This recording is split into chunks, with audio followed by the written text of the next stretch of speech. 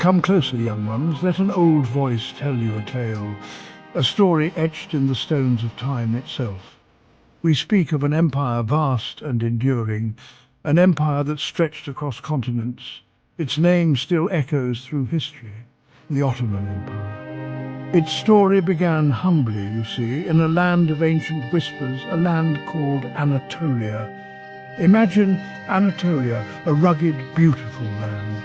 It was a crossroads of civilizations. Many peoples had passed through here. The Seljuk Sultanate of Rum once held sway. But by the late 13th century, its power was fading. Mongol invasions had weakened it greatly. This left a mosaic of small Turkish principalities. They were called beyliks. Each was eager for land and influence within this shifting world. Among these beyliks, one was small, yet it was destined for greatness. This was the tribe of Kayli. They were Oghuz Turks, brave and hardy people. Legend tells us of their leader, Ertugrul. He was a man of courage and foresight. He led his people westward, seeking new pastures. They settled near the borders of the Byzantine Empire, a frontier land full of challenge and opportunity for growth. Ertugrul's son was named Osman, a name that would define an empire. He inherited his father's small territory. He also inherited his father's ambition. Osman was a shrewd leader, a skilled warrior. He gathered followers, both Turks and others. He began to expand his small domain. These were the very first steps, the quiet beginnings of a mighty power. The seeds were sown, waiting for the right moment to grow.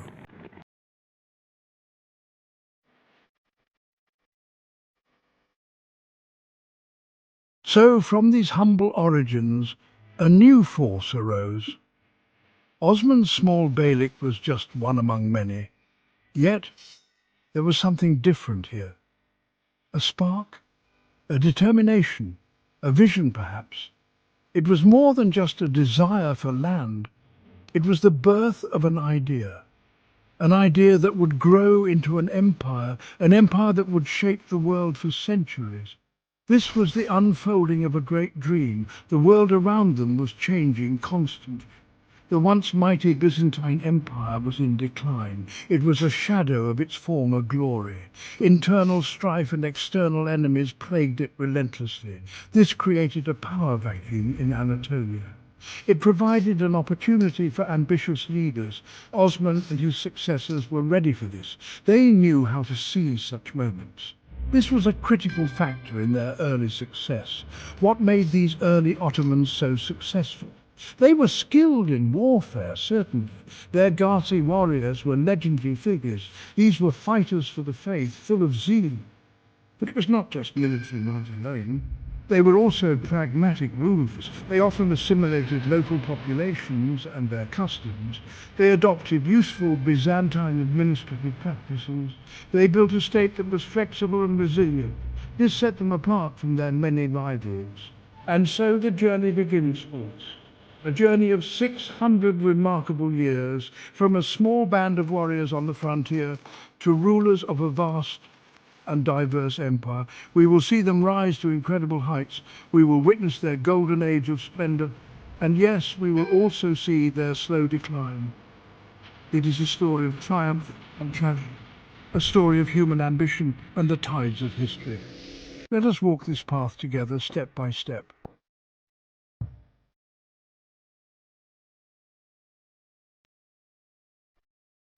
Osman Gazi, the son of Ertugrul. He stands at the very heart of our story's beginning. He inherited a small territory, you remember, a frontier land, restless and full of promise. But Osman was more than just a tribal chief. He possessed a keen mind and a warrior's spirit. He saw beyond the immediate horizon, it seems. He dreamt of something more lasting, more significant, a state that would endure, a beacon for his people. This was the vision that fueled his every action. His early years were marked by constant campaign. He fought against neighboring Byzantine rulers. He also vied with other Turkish beyliks. His base was solid, a humble starting point. From there, he slowly expanded his influence. Each victory brought more land, more followers. He was known for his fairness, his justice. This attracted many to his banner, not just warriors. Scholars and administrators also joined his cause. They saw in him a leader of true potential. What made Osman's leadership so effective? He embodied the Ghazi ideal, a holy warrior. This inspired great loyalty among his men. They fought with fervor, believing in their cause. But Osman was also a pragmatist, a builder. He understood the need for strong foundations. He worked to unite different tribes under his rule. He laid down early laws and administrative structures. This small beylik began to feel like a true state, a state built on courage, faith, and shrewd governance. And so the name Ottoman came to be. Derived from Osman, its founder, its first ruler. He ruled for many years until around 1333. He did not live to see the full glory, but the seeds he planted were strong and deep. He had forged a new entity in Anatolia, a power that was disciplined, ambitious, and growing. His legacy was not just in land conquer, it was in the spirit he instilled in his people. The Ottoman state was now firmly established.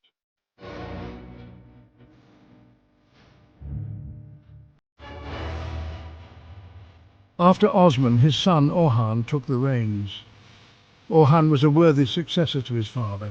He continued the mission with vigor and skill. The small state continued its steady expansion. He was a capable military leader, like Osman, but he was also a statesman of considerable talent. He focused on consolidating the new territories. He began to build the institutions of a true empire. The dream was growing, taking on new dimensions.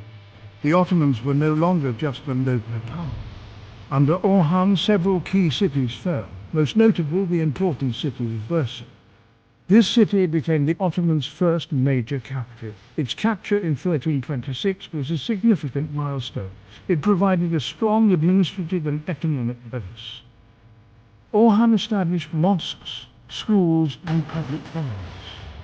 He minted the first Ottoman silver coin. This showed their growing autonomy and strength. The state was becoming more organized, more sophisticated. It was truly taking shape under his careful guidance. Then came a moment of profound consequence, a moment that would change the course of history. In 1354, the Ottomans crossed the Dardanelles Strait. They seized the fortress of Gallipoli on the European side. This was their first permanent foothold in Europe. An earthquake had damaged the city walls, it was said.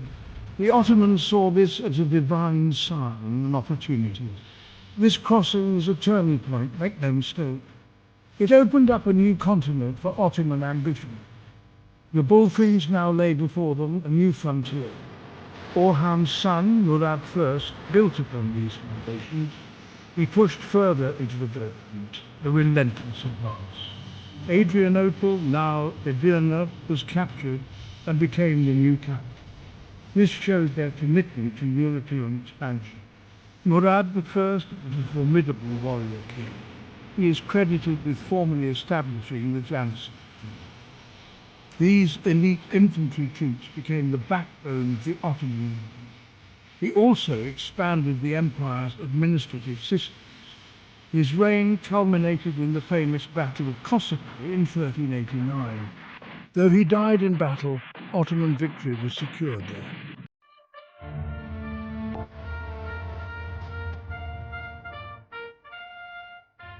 Section 3.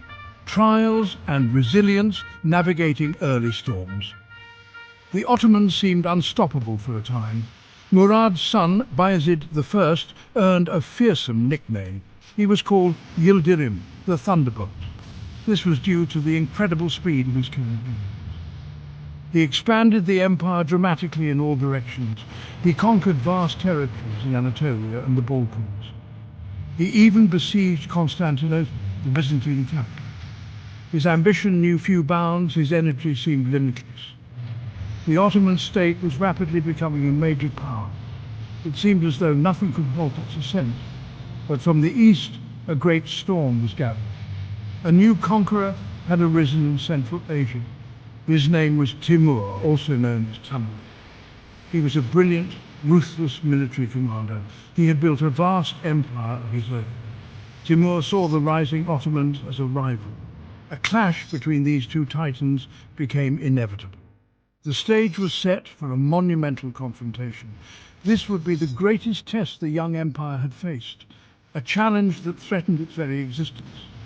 The fateful encounter took place in 1402, the Battle of Ankara, a name that echoes with disaster. Bayezid's forces were decisively defeated by Timur. The thunderbolt himself was captured, a stunning blow. The Ottoman Empire, built over generations, seemed to shatter. Its territories were divided, its strength broken. Timur restored many of the Anatolian bailiffs. The sons of Bayezid began to fight amongst themselves. This period is known as the Ottoman Interregnum, a dark and chaotic decade of civil warfare. Yet the foundations laid by Osman and his successors proved strong. The idea of the Ottoman state had taken root after years of internal struggle and strife. One son emerged. Mehmed I, patient and determined, began to reunite. He is often called the second ruler. He painstakingly pieced back together the shattered lands. He restored order and central authority slowly. This period demonstrated the remarkable resilience of the Ottomans. They had faced catastrophe and survived, ready to rebuild. The dream, though battered, was not extinguished.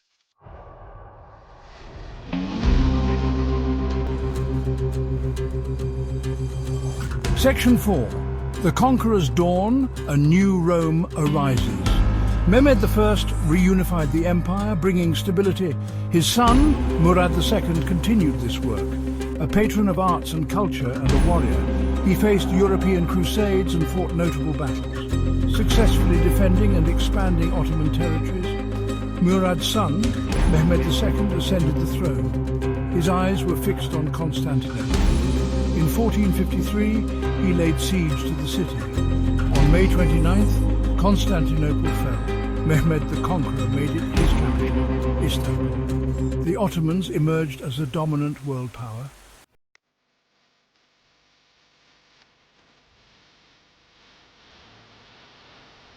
Sultans after the Conqueror. Bayezid II, son of Mehmed the Conqueror, preferred peace and piety. His reign saw consolidation and administrative reforms. Selim I, his son, was fierce and ambitious. He defeated the Safavids at Chaldiran in 1514, conquered Egypt, Syria and Palestine by 1517, brought Mecca and Medina under Ottoman protection. The title of Caliph passed to the Ottomans. Selim returned triumphant, but died in 1520.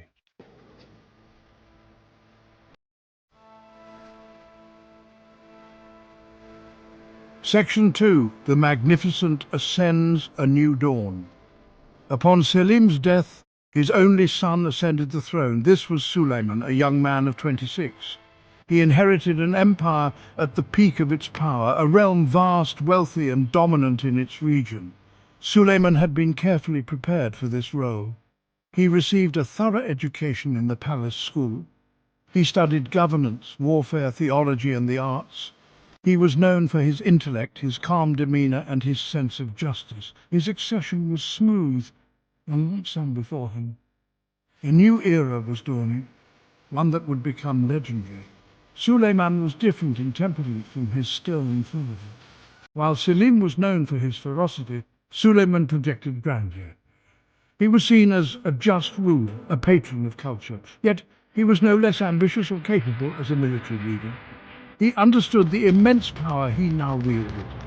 He aimed to expand the empire further, to secure its borders. He also sought to perfect its laws and its administration. His vision was of a truly universal empire, an empire that would be respected and feared by all. This vision would guide his long and eventful reign. The world watched as the young sultan took charge. In Europe, he would soon become known as Suleiman the Magnificent. This was a testament to the splendor of his court and his achievements. In his own empire, he was known as Kanuni, the lawgiver. This title reflected his deep commitment to justice and legal reform. He began his reign by issuing new decrees.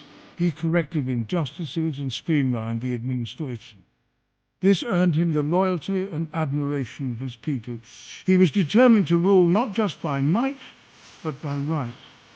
Suleiman's early actions signaled his intentions forward. He was a warrior like his ancestors before him. He would lead his armies in person on many campaigns. But he was also a statesman, a builder, a poet. He embodied the ideal of the philosopher king in many ways. His reign would see the Ottoman Empire reach its zenith, a golden age of military power, cultural brilliance, and economic prosperity. The foundations laid by his predecessors were strong. Suleiman would build upon them an edifice of unparalleled magnificence. The stage was set for a truly remarkable chapter in Ottoman history.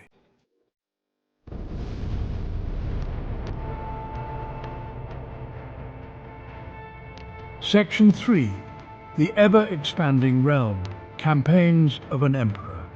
Suleiman wasted little time demonstrating his military prowess. His gaze first turned towards Europe, a familiar battleground. In 1521, the mighty fortress of Belgrade fell to his arms. This strategic city on the Danube had resisted previous Ottoman attempts. Its capture opened the path into the heart of the kingdom. This was a major blow to Christian Europe. Then, in 1522, he turned his attention to the island of Rhodes. It was the stronghold of the Knights of St. John. These crusading knights had long troubled Ottoman shipping. After a long and difficult siege, Rhodes too was conquered. The campaigns in Hungary continued with great success. In 1526, Suleiman led his forces to a decisive victory. The Battle of Mohacs was a catastrophe for the Kingdom of Hungary. The Hungarian king was killed, his army annihilated. Much of Hungary fell under Ottoman control or influence. This victory sent shockwaves across Europe. Suleiman's power seemed irresistible, his armies invincible. He had pushed the borders of his empire deep into Central Europe. The dream of further expansion was very much in play. The Ottoman war machine was at its most formidable. Suleiman's ambitions even led him to the gates of Vienna. He besieged the Habsburg capital in 1529 and again in 1532. These sieges were ultimately unsuccessful, however. Logistical challenges and determined resistance halted the Ottoman advance. Vienna marked the high watermark of Ottoman expansion in Central Europe. But Suleiman also waged war on other fronts. He fought numerous campaigns against the Safavid Empire in Persia. These wars were long and arduous, fought over difficult terrain. Baghdad and other significant territories in Mesopotamia were captured. The eastern frontiers of the empire were also secured and expanded. The Ottoman Empire under Suleiman was also a great navy. The Mediterranean Sea became for a time an Ottoman lake. This was largely due to the skill of admirals like Hayreddin Barbarossa. Barbarossa, once a corsair, became the Grand Admiral of the Ottoman fleet. He won significant victories, such as the Battle of Preveza in 1538. This victory secured Ottoman naval dominance for decades.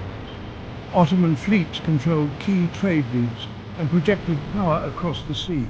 They challenged the naval strength of Spain and Venice. Suleiman's empire truly stretched from the heart of Europe to the Indian Ocean. His reign was one of relentless military activity and territorial growth.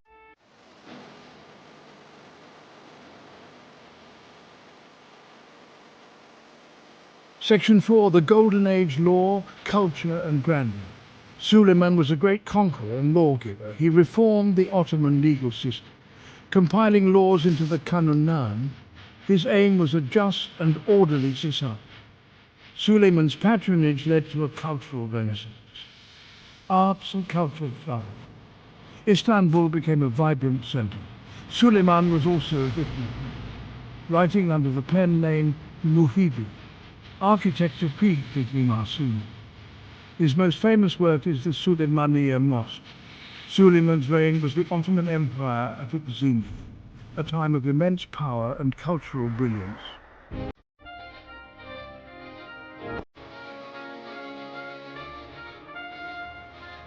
The might of the Ottoman Empire was legendary, young ones.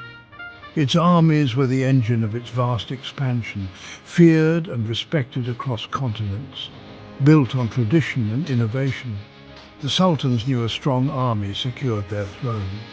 The Janissaries were the sultan's elite troops, masters of firearms disciplined in battle. The Sipahis were brave cavalrymen. The Ottomans mastered siege warfare, and their navy controlled vast seas.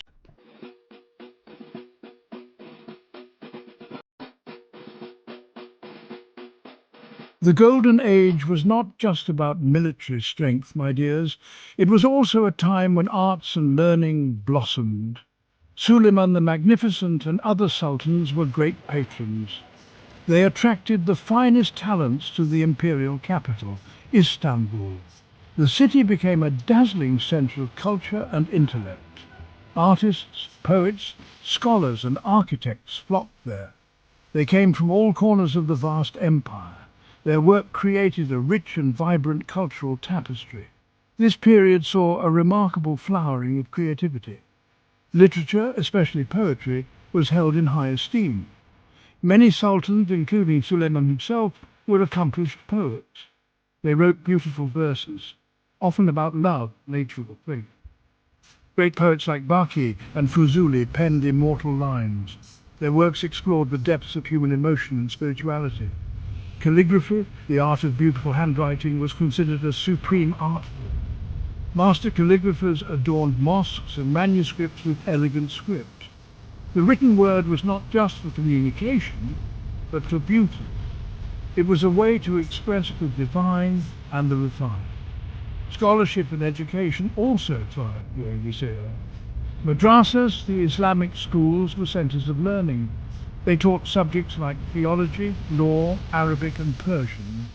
Some also included studies in mathematics, astronomy and medicine.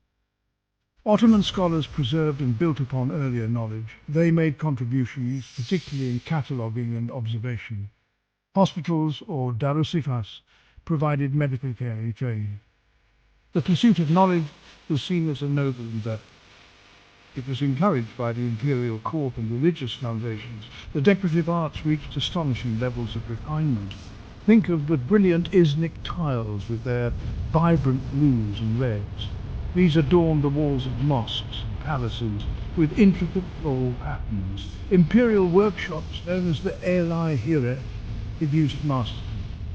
Luxurious silk textiles, intricately woven carpets, and gleaming metal.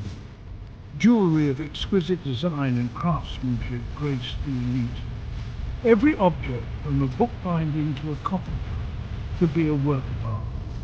This dedication to beauty permeated Ottoman high culture.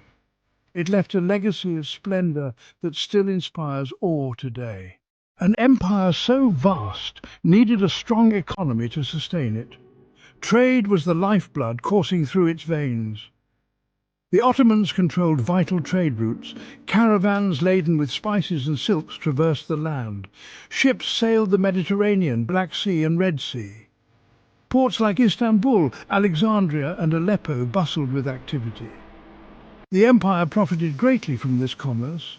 This wealth funded its armies and magnificent court. The economy was carefully organized. Craftsmen and merchants were grouped into guilds. The empire had its own currency, the silver aksi and later the kulus. A sophisticated treasury managed the state's finances. Tax revenues were collected from diverse provinces. This income was essential for the imperial administration. Istanbul, the capital, was the economic heart of the empire. The Grand Bazaar teemed with merchants. The city was a melting pot of cultures and commerce. Genoese, Venetian, Jewish, Armenian and Greek merchants traded alongside Turks. This vibrant commercial life was a key feature of the Golden Age.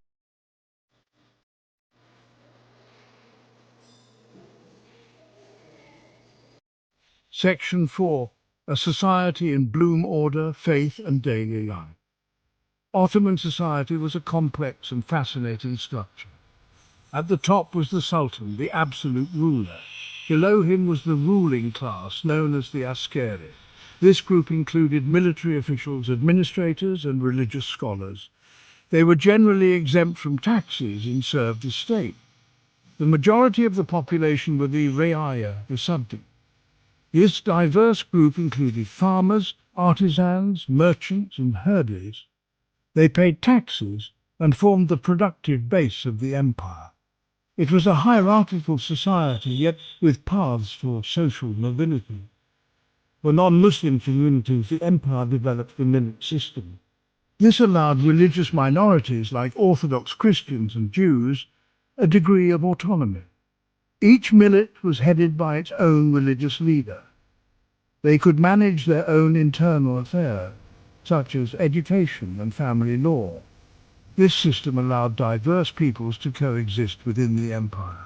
It contributed to the cosmopolitan character of many Ottoman cities. While not modern religious freedom, it was a pragmatic approach to its time. It helped maintain peace and order across a vast and varied realm. Faith played a central role in Ottoman life and governance. Islam was the state religion, and the Sultan was also the caliph. The ulema, the learned religious scholars, held significant influence. They interpreted Islamic law, the Sharia, and advised the Sultan. Sharia law guided many aspects of public and private life. Mosques were not just places of worship, but also community centers. They often had associated schools, libraries and charitable institutions. Religion provided a moral framework and a sense of shared identity. It was deeply woven into the fabric of society. Daily life in the empire was shaped by these structures. Cities bustled with activity around mosques, markets and public baths or hammams. The state invested in public works such as fountains, bridges and caravanserais. These facilities improved urban life and facilitated trade. In the countryside, life revolved around agriculture and pastoralism. Family and local community ties were very strong. Festivals, both religious and seasonal, brought people together. Coffee houses became popular social hubs in major centers.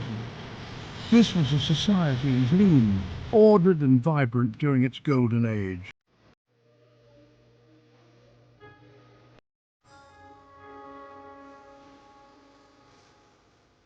Section 1. Siege of Decay. The long, slow ebb begins. Even the brightest sunlight eventually set down. The magnificent age of Suleiman could not last forever, you see. After his long and glorious reign, subtle changes began to stir. These were like tiny cracks appearing in a mighty ancient wall. At first, these cracks were small, almost unseen by many.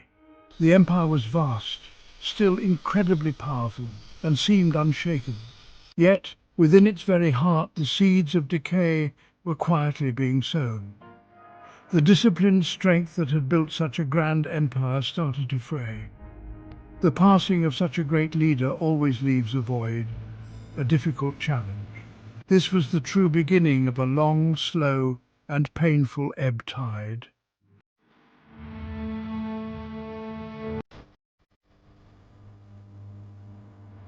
Section 2.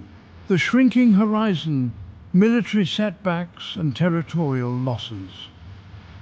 The military might of the Ottomans began to wane. European powers were growing stronger, modernizing rapidly. New military technologies and tactics emerged in the West. The Ottomans struggled to keep pace. Their traditional forces faced new challenges. Expansion halted, and defeats became frequent. The Second Siege of Vienna in 1683 was a turning point. The Ottoman army suffered heavy losses. The Treaty of Karlowitz in 1699 marked significant territorial losses. Russia, under Peter the Great, became a persistent enemy. The Ottomans lost control of the northern Black Sea coast. These setbacks drained the treasury and weakened the state.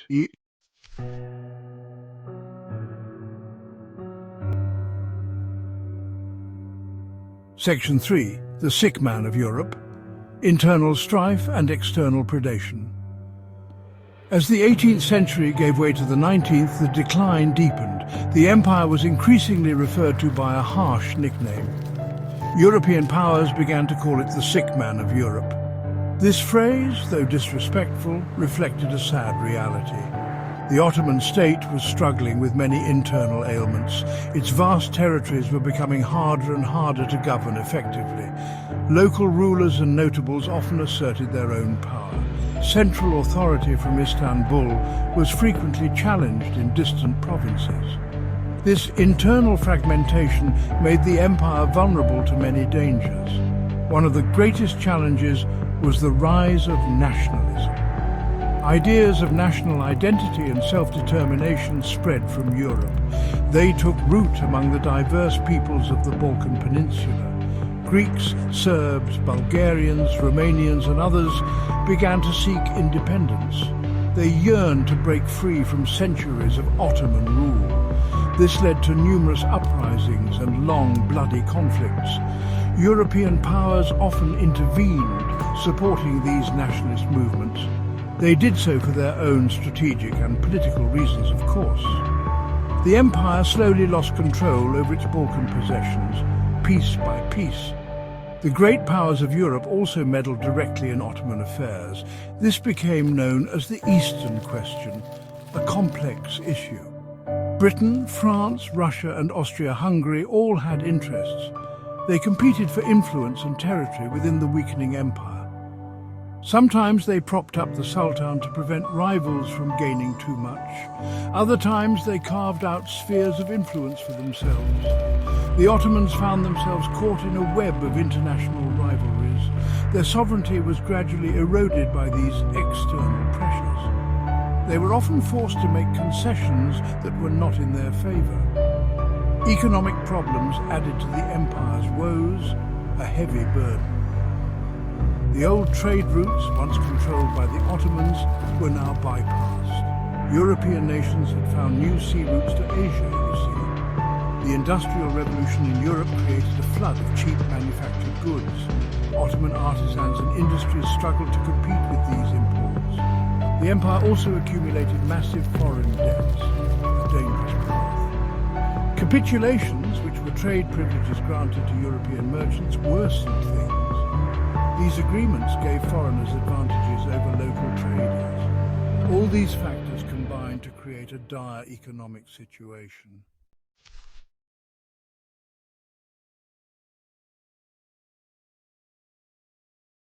Section 4. The Fading Light. Attempts at Reform and the Inevitable End. Faced with crises, some sultans tried to reform. The Tanzimat era saw intense reform efforts. New laws aimed at efficiency, military reorganization and updated education. But reforms faced resistance and limited resources. The Young Turks pushed for constitutional government. World War I was the final blow. The Ottoman Empire was dismantled and the Republic of Turkey was born.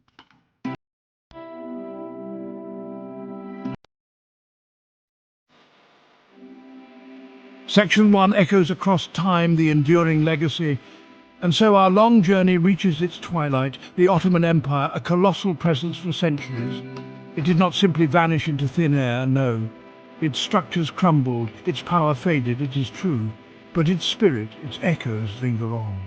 They resonate in the lands it once ruled. They whisper in the cultures it touched. The end was a transformation, not an erasure. A new chapter began for many peoples. Yet the past remained deeply embedded. Consider the political landscape it left behind. The empire's administrative ways were often adapted. Successive states inherited complex systems, you see. Many modern borders in the Middle East and Balkans. They reflect old Ottoman provincial lines in part. The concept of a multi-ethnic, multi-religious state. This was a hallmark of the Ottomans for so long. It left a lasting imprint on governance ideas, though often challenging to maintain in new nations. The shadow of its vast bureaucracy can still be felt. Then there is the rich cultural tapestry, so vibrant. Think of the magnificent mosques, the grand public buildings. Mimar Sinan's genius still graces Istanbul's sky. The flavors of Ottoman cuisine, a delightful fusion. They are enjoyed daily in many diverse countries. The haunting melodies of its music, intricate arts, calligraphy, ceramics, textiles, all speak of its glory. These traditions did not die with the empire. They continue to evolve, to inspire, to enrich life. A testament to a sophisticated and creative civilization. And what of its religious legacy? Young ones. The Sultan was Qadi, leader of Sunni Muslims. This held immense significance for many millions. The empire administered the holy cities of Islam, Mecca and Medina under its watchful protection, the millet system for all its complexities and flaws.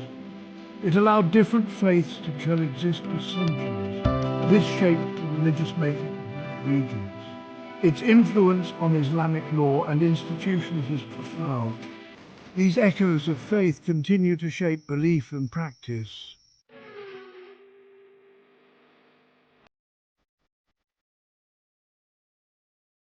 Section 2. Shaping the modern map, territorial and demographic impact. The fall of this great empire redrew the world map. Many nations we know today emerged from its lands. In the Middle East, North Africa, and the Balkans. States like Iraq, Syria, Lebanon, and Jordan were formed. Egypt had long been under its sway, then British influence. The Balkan nations, after struggles, found their modern shapes. This creation of new countries was a profound shift, a direct consequence of the empire's final collapse. The old order gave way to a new, uncertain world, a world of nation-states, each finding its own course. The drawing of these new borders was often complex. Sometimes it was done by outside colonial powers. Britain and France played significant roles. Their lines on the map did not always match local realities. Ethnic groups were divided or rival groups combined. This legacy has sadly contributed to later conflicts. Tensions and disputes continue to this very day. The map of the modern Middle East especially. It bears the deep scars of this post-imperial era. Understanding this helps us see current events more clearly. The end of the empire also brought vast human movement. Populations were displaced, communities uprooted, it is so. There were migrations, some forced, some voluntary. People sought refuge or moved to new national homes. This changed the demographic fabric of many regions. The ethnic and religious composition of lands shifted. Old cosmopolitan cities sometimes became more homogeneous. These movements were often accompanied by great hardship. The human cost of imperial collapse is always heavy. Families were scattered. Ancient communities altered forever. The memory of the Ottoman past is still alive. It shapes how nations see themselves and their neighbours. In some places there is a nostalgia for its era, a longing for a perceived time of unity or grandeur. In other places the memory is one of struggle, a fight for independence against imperial rule. This Ottoman legacy is a powerful political force. It influences identities, policies, and regional relations. The past has never truly passed. It lives within the present. It is a complex inheritance for all involved.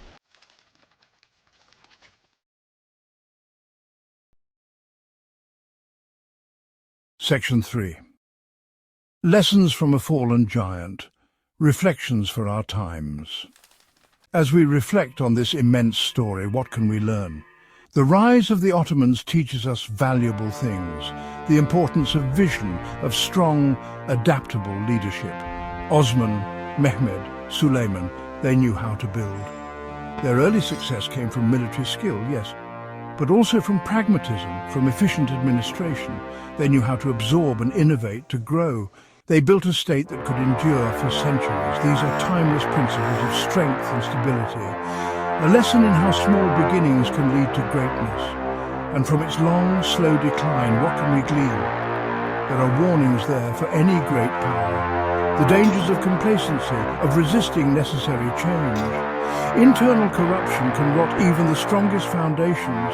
Division and strife from within are potent enemies. Managing a vast, diverse territory is a constant test. Failure to keep pace with the changing world outside, this can lead to vulnerability, to being overtaken.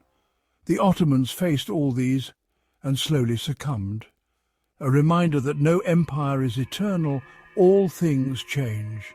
The Ottoman Empire holds a significant place in our world story. It was not just a regional power, understand this. For centuries it was a bridge between East and West, a conduit for trade, for ideas, for cultural exchange.